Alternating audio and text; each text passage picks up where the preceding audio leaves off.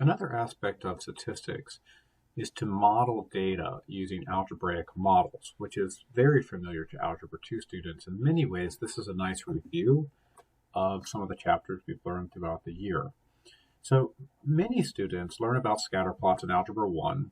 In Algebra 1, you basically either have linear or you have no correlation. So we start off with that idea, and a linear graph in the TI under the appropriate menu is called line reg AX plus B. And the Casio would just be y equals x under run and go into table, and then you would hit calculate. And in Desmos, the linear model is y equals mx plus b with an approximation from the upper left-hand corner and subscripts, which you type in using the keyboard in Desmos. And I'll go into way more detail into how to do all that in the preceding videos. But right now, I just want you to kind of get an idea of what it looks like. So in Algebra 2, we go through all the different chapters. So we also go through Quadratic, this one being a negative quadratic model, which is quite familiar because if you throw a ball up in the air, for instance, it goes up and comes down. And the calculator would take care of that. So TI is called quadrag, on a Casio it's x squared, and on Desmos it's y equals ax squared plus bx plus c, the equation you learned back in the chapter for quadratics, with subscripts for the variables and with an approximation from the upper left-hand corner of your keyboard. We also learned about, guess what, cubics and quartics, and they have regression models as well. Cubic regression, quartic regression. In Desmos, you have to type the entire thing out. A, B, C, D is the constant. Here, E would be the constant. Looks like a lot, but it's very, once you have it in, it just stays there, and you can just copy and paste it from place to place.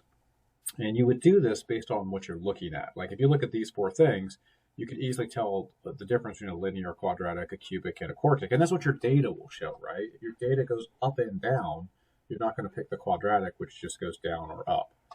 So the other two that we look at are the exponential, very familiar, very recent, and the logarithmic.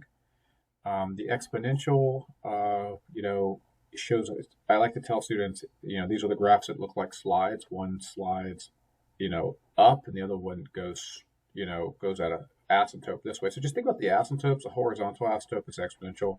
A vertical asymptote is logarithmic. The model in the calculator that you'll use is called exponential regression, and it will come out to y equals a parentheses b to the x, just like we learned in class.